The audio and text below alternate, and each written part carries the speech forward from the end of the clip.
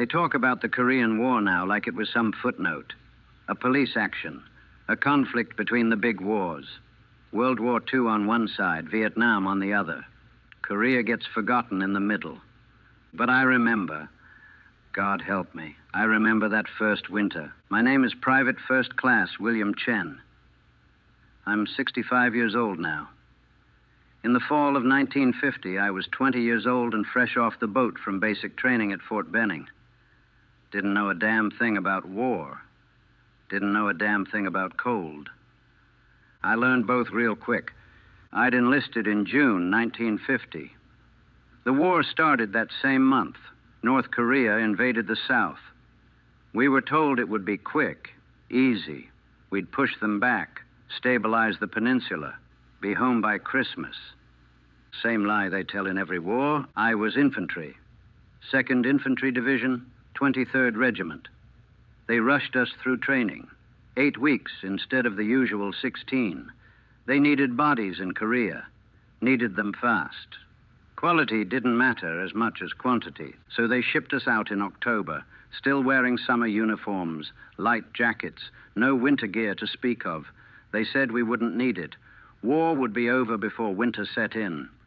Another lie. We landed at Busan in late October.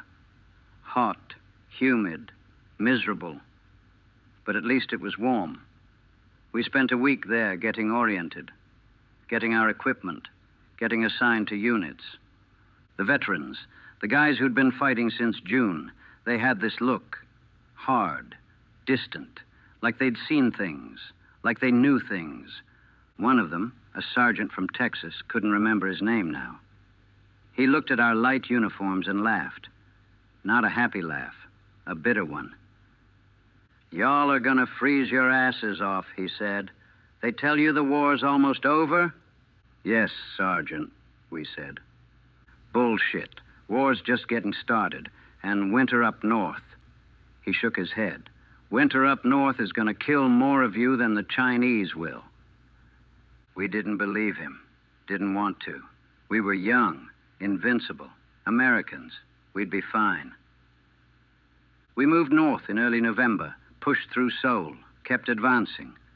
The North Koreans were broken, running. We were winning. Then the Chinese came, not officially, not declared. They just appeared, hundreds of thousands of them, pouring across the Yalu River, surrounding our positions, attacking at night with bugles and whistles and overwhelming numbers. We'd been told China wouldn't intervene, that they wouldn't risk war with America. Turned out they would, and did. By mid-November, we were retreating, fighting withdrawal, trying to avoid being surrounded and destroyed, and the temperature was dropping. I remember the first night it went below freezing, November 18th. We were dug in on a ridgeline north of Pyongyang, waiting for the Chinese, knowing they were coming. The sun went down, and the temperature just fell, like someone had opened a door to hell, or to something worse than hell, something cold and dead and hungry. We huddled in our holes, light jackets pulled tight, no gloves, no winter boots, just regular combat boots and summer weight uniforms. "This ain't right," my buddy, PFC Tommy Lee from California, he was shaking, teeth chattering. "This is too cold. This is wrong." "It's just November," I said. "It'll get better." It didn't get better, it got worse. Over the next few days, the temperature kept dropping. 20 degrees, 10 degrees, 0, below 0. And we kept retreating, kept fighting, kept freezing. By the end of November, winter had arrived. Not the winter we knew back home, not regular cold. This was something else, something ancient and cruel. A cold that wanted to kill you, that worked at it methodically, stealing your warmth, your strength, your will to live. Korean winter, 1950 to 51. The worst winter in decades, maybe the worst in a century. And we were caught in it, unprepared, undersupplied, already exhausted from months of fighting. The Chinese had winter gear, quilted uniforms, fur caps. They were ready for it. We weren't. And that winter, that first winter in Korea, it killed us by the thousands. Froze us, shattered us, broke us in ways combat never could. I went to Korea as a boy, thought I'd come home a man, a hero. Instead, that winter turned me into something else, something hard and cold and barely human. I survived, physically at least, but part of me froze to death in Korea that winter. And 45 years later, it's still frozen, still there, still dying, always cold, always. December 1st, 1950. That's when I really understood what winter meant in Korea. We were retreating south. The Chinese were everywhere, pressing us, surrounding us, attacking every night. We'd fight them off, pull back, dig in somewhere else. Fight, retreat, dig in, over and over. But the cold was constant, relentless. It didn't retreat, didn't take breaks, just kept attacking. 24 hours a day. The temperature hit -10 that morning, -10 Fahrenheit. And we were still in our summer uniforms, still had light jackets. Some guys had managed to scavenge warmer clothes, Chinese quilted jackets, civilian coats, anything. But most of us just had what we'd been issued. It wasn't enough, not even close. My hands went numb first. Couldn't feel my fingers after the first hour. Had to look at them to make sure they were still there, still moving. By noon, they were white. By evening, they were starting to turn gray, frostbite. I didn't know what it was then, didn't understand. Just knew my hands hurt, burned, then went numb, then hurt again. Tommy Lee was worse, his feet. He'd been complaining about them since the temperature dropped. Said they hurt, said they were cold, said he couldn't feel them. By December 1st, he couldn't walk properly, was limping, stumbling. You gotta keep moving, I told him. You stop moving, you freeze. I know, he said, teeth chattering. I'm trying. We all were, trying to keep moving, trying to stay warm, trying to survive. But the cold made everything harder. Your rifle would freeze. The bolt wouldn't work right. The gun oil would solidify. You'd try to chamber a round and nothing would happen. Had to keep the rifle inside your jacket, close to your body, to keep it warm enough to function. But then your body heat would melt the ice on the metal, and when you pulled it out to use it, that moisture would freeze instantly. Lock the rifle up worse than before. Couldn't win. The cold made sure of that. Sea rations were frozen solid, rock hard. Couldn't eat them. Had to thaw them somehow. Heat tabs if you had them. Little chemical heating tabs that barely worked in the cold, or body heat. Put the can inside your jacket, next to your skin. Let your body heat thaw it over hours. By the time you could eat it, you were exhausted from carrying it, and your body was colder from giving up heat to thaw food. Water was impossible. Canteens would freeze. We'd try to keep them inside our jackets, too. But even there, they'd freeze. We'd be marching with frozen canteens, no water, dehydrating in sub-zero temperatures. Some guys would eat snow, just pack it in their mouths, let it melt. But that just made you colder, dropped your core temperature, made the hypothermia worse. We couldn't win. Every choice was the wrong choice. Everything made it worse. On December 3rd, we stopped at a village, abandoned. Everyone had fled. We took shelter in the buildings. First real shelter in days. It felt like heaven, out of the wind, walls around us. We couldn't light fires. Smoke would give away our position. But just being out of that wind was incredible. Tommy Lee took off his boots. First time in days. We all did. Wanted to check our feet, warm them up. His feet were black, not frostbitten. Past that, necrotic, dead tissue. The toes were black and hard. The skin was gray and wrong. Jesus, Tommy, I said. He looked at them, looked at me. He knew. We both knew. I'm going to lose them, aren't I? He asked. I don't know. Maybe. We need to get you to a medic. Where? He laughed. Bitter sound. Where's the medic? Where's the aid station? We're in the middle of nowhere, surrounded by Chinese, freezing to death. There's no medic. He was right. We were cut off, isolated, no support, no evacuation. Just us and the Chinese in the cold. We wrapped his feet in whatever we could find, rags, extra socks that weren't much warmer, but at least were layers. Got his boots back on, hoped for the best. That night, the Chinese hit us. Bugles in the darkness, whistles, the wave attacks we'd learned to dread. We fought them off, barely. Lost 6 men, including our squad leader, Sergeant Martinez. Shot through the chest, died in minutes. I became the acting squad leader, 20 years old, in command of 8 men, all of us freezing, all of us exhausted, all of us barely holding on. What do we do? One of them asked me. We keep moving south, I said. We find our lines. We survive. Simple words, impossible task. We left the village on December 4th. Tommy could barely walk. Had to lean on me. His feet were gone. We both knew it, but we couldn't leave him. Wouldn't leave him. So we moved slower, helped him along, took turns supporting him. And the Chinese kept following, and the cold kept attacking. By December 5th, we were down to 7 men, lost 1 to Chinese fire. Another just disappeared, fell out during a night march. We couldn't find him, couldn't go back, just gone, frozen somewhere, dead somewhere. We'd never know. Tommy's feet were getting worse. I could smell them, gangrene, rot.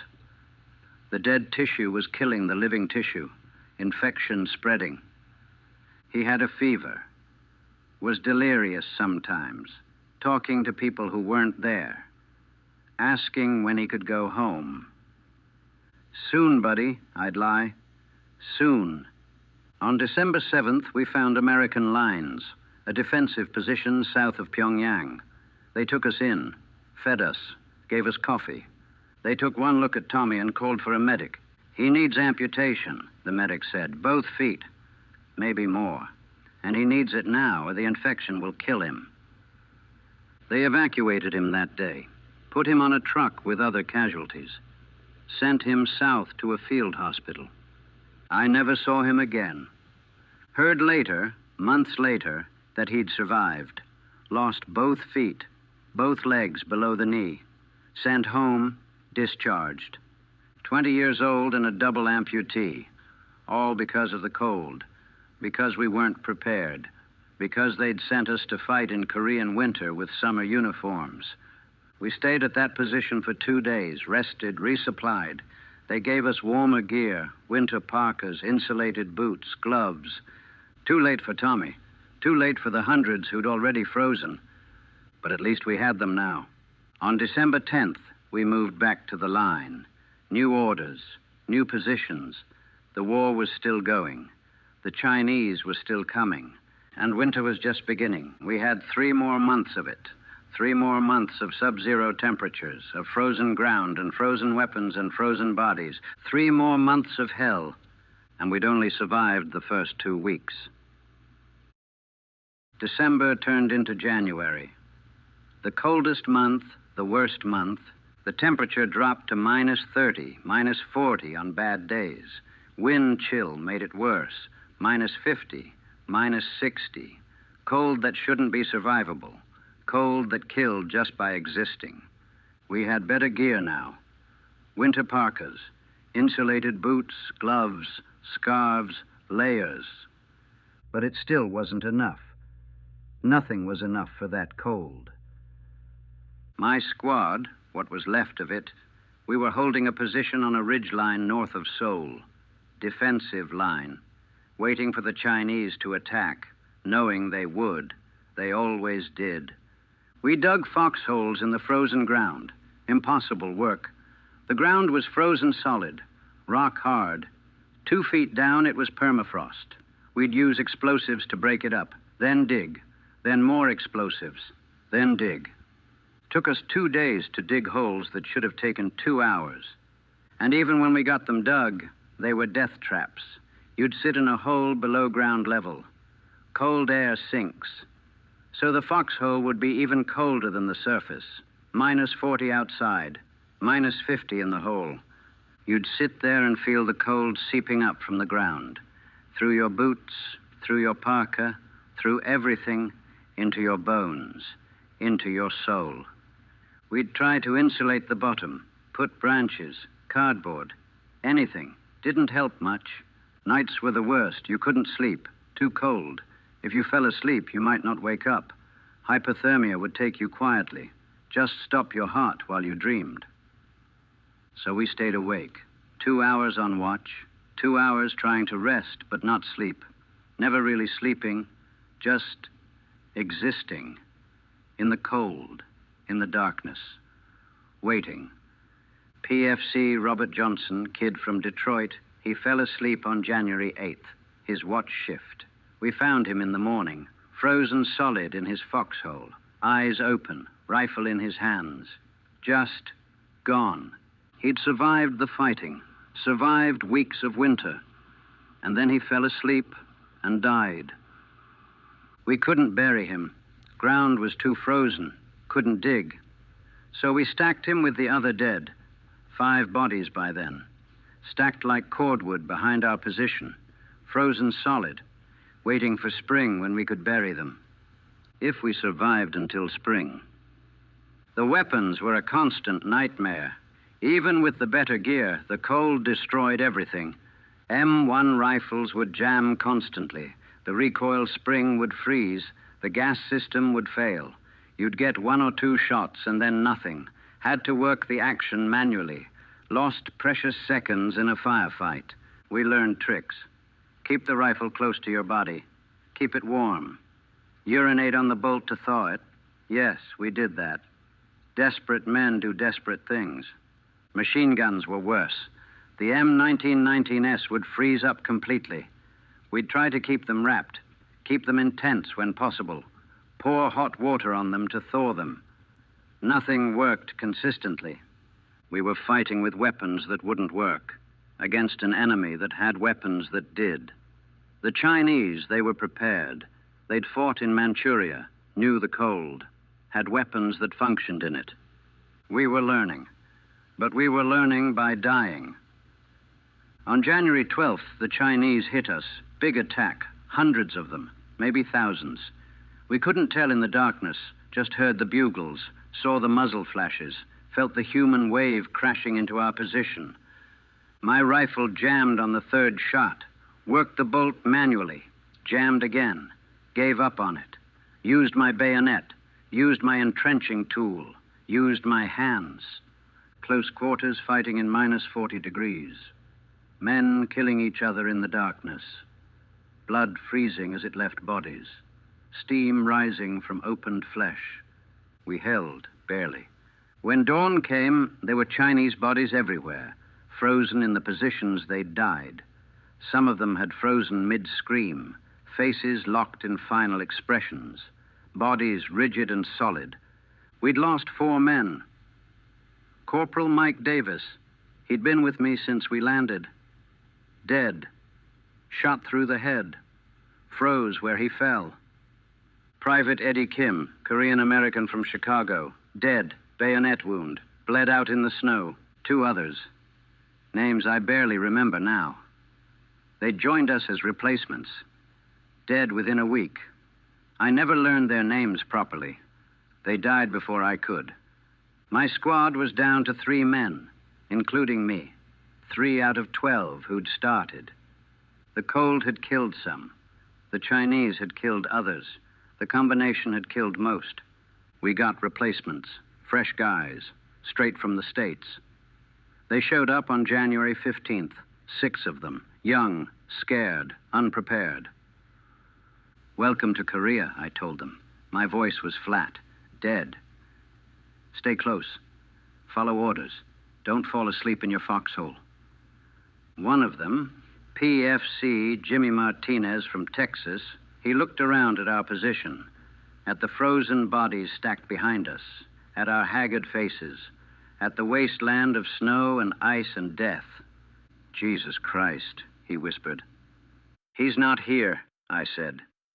"Just us and the Chinese and the cold. And the cold's worse than the Chinese." Over the next 2 weeks, we lost 3 of those replacements. 1 to Chinese fire, 1 to frostbite so severe his hands and feet went black and dead, evacuated, probably lost them all. 1 just gave up, sat down during a march and wouldn't get up. We tried to make him move, tried to drag him, but he fought us, wanted to stop, wanted it to be over. We left him, had to, couldn't carry him, couldn't make him move. He froze to death right there, 20 yards from where we left him. We could see his body for days until snow covered it. By February, I'd been in Korea for 4 months. Felt like 4 years, 4 decades. The cold had aged me, changed me, turned me into something else. I couldn't feel my fingers anymore, even in gloves, even with layers. They were just numb. Frostbite had damaged the nerves. They'd never feel right again. My face was scarred, frostbite on my nose, my cheeks, my ears, black patches that would eventually fall off, leave scars I'd carry forever. But I was alive, still functioning, still fighting, still leading what was left of my squad.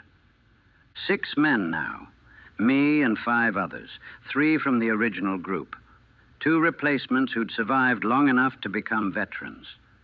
We were holding a section of the line near Wonju, dug in, waiting, always waiting. The Chinese would attack at night. We'd fight them off. They'd pull back.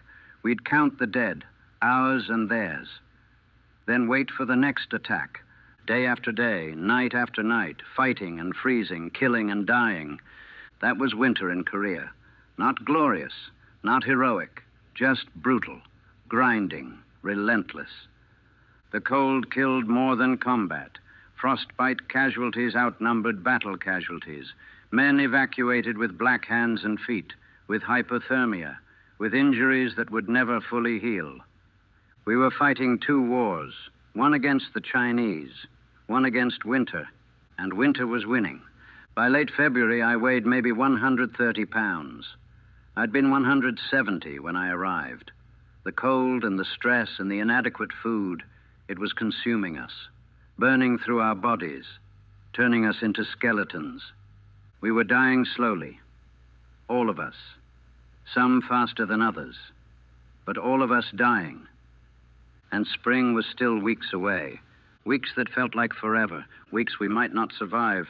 March came and the cold didn't break, didn't ease, just continued. We'd been told winter would end in March, that temperatures would rise, that it would get better. It didn't. Not for weeks, not until late March. We were still on the line, still fighting, still freezing. 5 months of it now, 5 months of sub-zero hell. I'd stopped counting the days, stopped tracking time. It all blurred together. Cold and combat and death. Same thing over and over. The faces changed, new replacements, new casualties. But the routine stayed the same. Dig in, wait, fight, retreat or advance. Didn't matter which, both were the same. Dig in again, wait, fight. Always cold, always dying. My squad changed constantly. Men would arrive, last a few days or weeks, get killed or wounded or frostbitten beyond function. New men would arrive, cycle repeated. I stopped learning names, stopped getting to know them. What was the point? They'd be gone soon anyway. Better to keep distance, better to stay numb. The cold helped with that, helped me stay numb, inside and out. We advanced in March, recaptured Seoul for the 2nd time, pushed north again. The Chinese were pulling back. We were winning again. Maybe. Didn't feel like winning. Felt like dying in a different location. The ground was still frozen, The air was still cold. Men were still dying. Just the map coordinates changed. On March 8th, we took a hill. Cost us 8 men. 8 dead for a hill that didn't matter. That we'd probably give up in a week anyway. One of them was PFC David Miller. He'd been with me for 3 weeks, longer than most. We'd talked sometimes. He was from Ohio, wanted to be a teacher when he got home. Shot in the chest, died in minutes, 21 years old, never going to teach anyone anything. We buried him on that hill. Ground was still frozen, but we managed. Shallow grave, pile of rocks on top, dog tags on a stick. No ceremony, no time. 8 new graves on a worthless hill. "What are we even doing here?" one of the replacements asked me. PFC Jackson, 19 years old, been in Korea for 2 weeks. "Surviving," I said, "that's all. Just surviving." "For what?" Good question. I didn't have an answer. The Chinese would counterattack at night. Take back the hills we'd taken. We'd counterattack the next day. Take them back. They'd take them back. Mountains and hills changing hands constantly. Men dying for ground nobody would keep. By mid-March, the temperature finally started to rise. Above 0, above 10, almost warm by our standards. The snow started to melt, and underneath it, we found all the bodies. The ones we'd left behind. The ones that had been buried in snow. Chinese bodies, American bodies, Korean bodies. Hundreds of them. Maybe thousands. All frozen. All dead. All revealed as the snow melted. The smell was, God, I can't describe it. Frozen death doesn't smell, but thawing death, it's worse than anything, worse than fresh death. The rot that had been frozen, preserved, now released all at once. We had to clear them, bury them, burn them, get them out of our positions, out of our trenches, out of our lives. I helped move 50 bodies, maybe more. Stopped counting, stopped looking at faces, just grabbed and dragged and stacked and moved on. Some of them were ours, Americans. I'd check dog tags, note the names, send the information up. Their families would get telegrams. Remains recovered. Like that made it better. By late March, spring was really coming. Temperature in the 30s, 40s on good days. The frozen ground was thawing, mud everywhere. But at least it wasn't frozen. We could dig proper foxholes now. Could bury the dead properly. Could function like normal soldiers instead of frozen corpses ourselves. But the damage was done. 5 months of winter had broken us, broken all of us. I had permanent frostbite damage, hands and feet and face. Would never fully recover. Never feel normal again. The doctors said I was lucky. Could have been worse. Could have lost limbs like Tommy. Lucky. That word again. My squad had turned over completely. Not a single man left from November. All dead or evacuated or transferred. Just me. The only constant. The only one who'd survived the whole winter. I was 20 years old. Looked 40. Felt 60. The cold had aged me decades in months.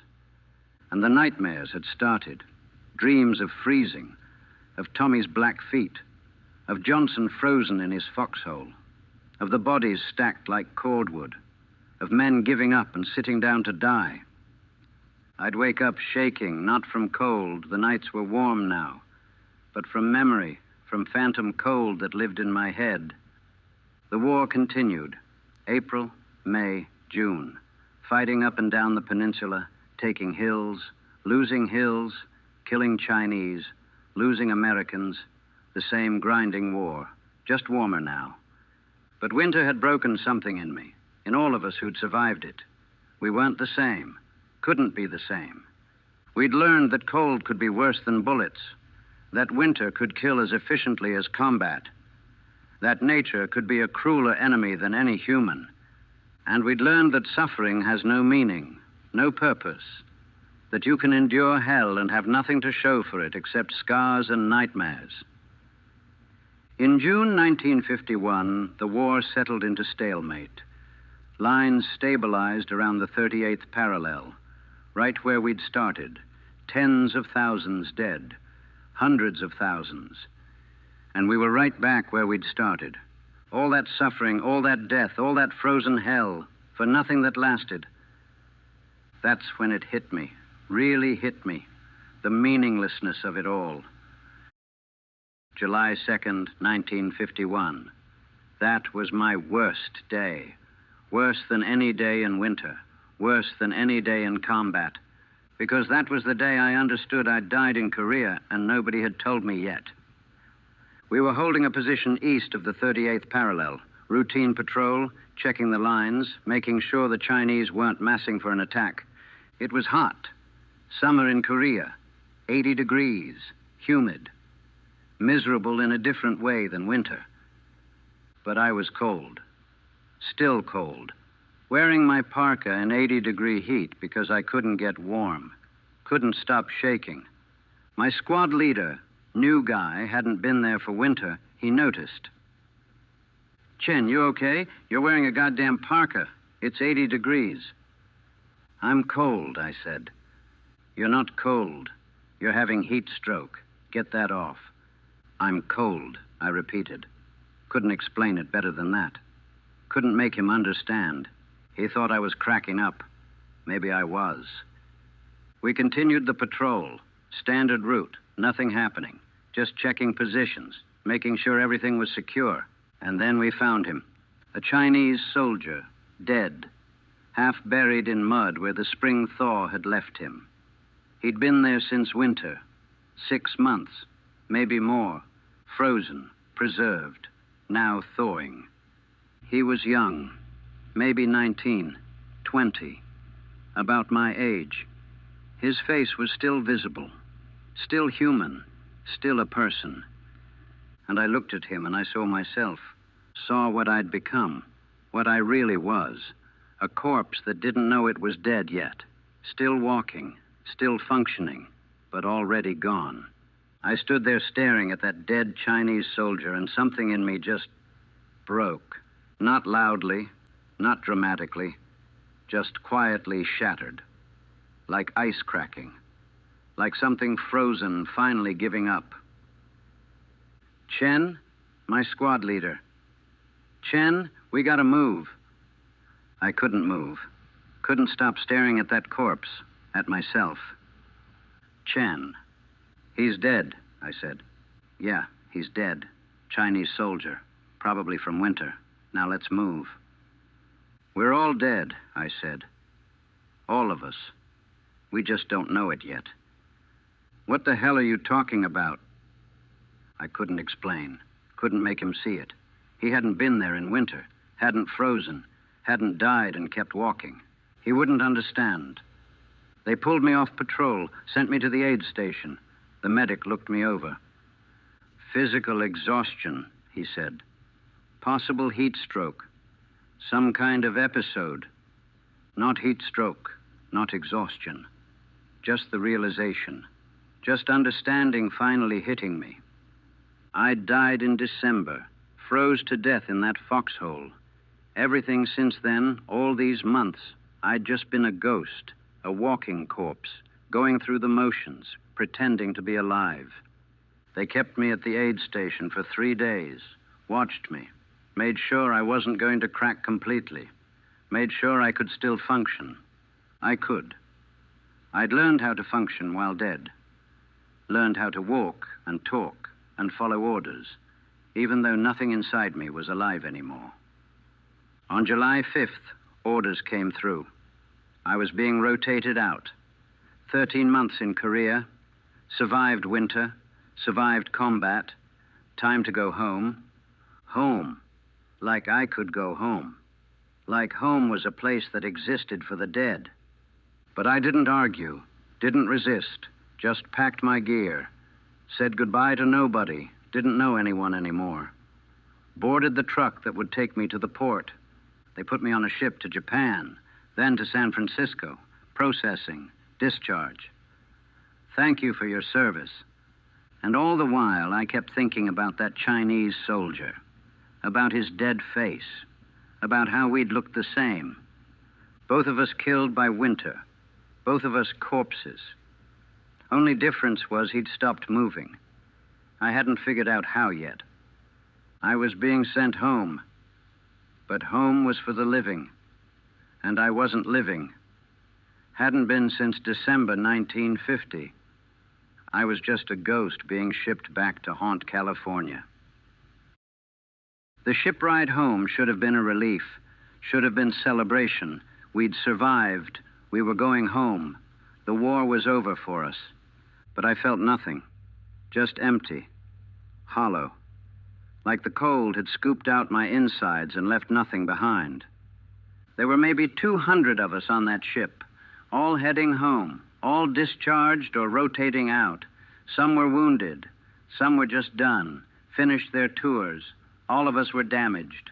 We didn't talk much, didn't celebrate, just stood on deck, staring at the ocean, trying to process what we'd been through, trying to understand how we were supposed to go back to normal. A corporal from the 7th Infantry Division, guy named Pete something, he tried to start a conversation once. "What's the first thing you're going to do when you get home?" he asked. I thought about it, tried to imagine home, tried to picture my family, my old life. Couldn't. It all seemed fake, distant, like it had happened to someone else. "Get warm," I finally said. "Really warm." He nodded. Understood. Yeah. We didn't talk after that. San Francisco, August 1951. Hot, sunny, beautiful. Everything Korea wasn't. We disembarked. They processed us, gave us our discharge papers, paid us, sent us on our way. "Thank you for your service," they said. "Welcome home, home." That word. It didn't mean anything anymore. My family was there. Parents, sister. They hugged me, cried, said they were so happy I was back, so proud of me. I stood there and felt nothing, couldn't feel anything, just numb, cold inside even in the California heat. "Are you okay?" my mother asked, looking at my face, at the frostbite scars on my nose and cheeks, at the dead look in my eyes. "Fine," I said. "Just tired." A lie. The first of many I'd tell them. We went home to my parents' house in Oakland. My old room was exactly how I'd left it. Posters on the walls, books on the shelf, like I'd just stepped out for a moment, like I hadn't spent 13 months in hell. I couldn't sleep that first night. The bed was too soft, too warm, too comfortable. I ended up on the floor, on the hard ground, more familiar that way. Even then I couldn't sleep. Kept hearing bugles, whistles, kept feeling the cold, kept seeing faces. Johnson frozen in his foxhole, Tommy's black feet, Miller dying on that worthless hill. Kept watching men sit down to die. Kept stacking frozen bodies. Kept surviving when everyone around me didn't. Why? Why did I survive? What made me different? What made me worthy of survival when Tommy lost his legs? When Johnson froze? When Miller died wanting to be a teacher? There was no answer. No reason. Just random chance, random luck, random death. That's what broke me. Not the combat, not the cold, but the meaninglessness of it all. I tried to adjust, tried to be normal, got a job at a warehouse, loading trucks, physical work, mindless work, good for not thinking. But I couldn't connect with anyone, couldn't relate. They'd talk about sports or movies or girls, and I just, nothing, couldn't care, couldn't engage. It all seemed so trivial, so pointless. What did any of it matter when men were dying in Korea right now, when bodies were still stacking up, when winter would come again and kill thousands more? I started drinking, helped numb the numbness, if that makes sense. helped me not think about the cold, about the dead, about the guilt of surviving. My family tried to help, tried to reach me, but they couldn't understand. How could they? They hadn't been there, hadn't felt that cold, hadn't watched their friends die over and over. "You're home now," my father would say. "You're safe. It's over." But it wasn't over. It was never over. I was still there, still in Korea, still fighting, still freezing. In November 1951, exactly 1 year after the cold started, I had a breakdown. It was a cold day in Oakland. Not Korea cold, just regular California cold. Maybe 45 degrees. But I felt it, felt the cold seeping in, felt it reaching for me, felt winter coming for me again. I was at work, loading a truck, and suddenly I couldn't breathe, couldn't move. The cold was there, in my chest, in my bones, killing me. I collapsed, right there in the warehouse, shaking, crying, screaming. They called an ambulance, took me to the hospital. The doctors said it was a panic attack, anxiety, trauma. They kept me for observation. 3 days in a psychiatric ward. Me and a dozen other veterans, all of us broken, all of us destroyed by wars nobody else understood. A doctor talked to me, Navy psychiatrist. He'd served in World War II, seen combat. He got it, more than most. "You have what we're starting to call combat fatigue," he said. "Shell shock, battle fatigue, trauma from what you experienced." "Can you fix it?" I asked. He was quiet for a moment. "I can help you manage it, help you live with it, but fix it? Number. Some things can't be fixed. They can only be survived." He was honest, at least. More honest than the ones who said I'd be fine. That time would heal. That I just needed to move on. You don't move on from freezing to death. You carry it with you, forever. They discharged me from the hospital after a week, gave me medication, told me to come back for therapy. I went a few times, sat in sessions, talked about Korea, about the cold, about the dead. It didn't help. Talking didn't thaw the frozen parts, didn't bring back the dead, didn't make it mean something. So I stopped going. My parents were worried. My sister was scared of me. I'd become someone they didn't recognize, someone hard and cold and distant, someone who'd frozen to death in Korea and come back as a ghost. On Christmas 1951, we had dinner. Family gathered. Turkey and stuffing and all the traditions. I sat at the table and couldn't eat, couldn't participate. Just sat there, feeling the cold that wasn't there, watching my family pretend everything was normal. "Aren't you hungry?" my mother asked. I looked at the food, thought about sea rations frozen solid, about men starving in foxholes, about eating snow because there was no water. "Not really," I said. She cried. My mother cried because her son couldn't eat Christmas dinner. I felt nothing about it, just more numbness, more cold. That night I decided I couldn't keep doing this, couldn't keep pretending, couldn't keep surviving when I'd already died. I wrote a note, simple. "I'm sorry. I tried, but I'm still there. Still cold. Can't come home."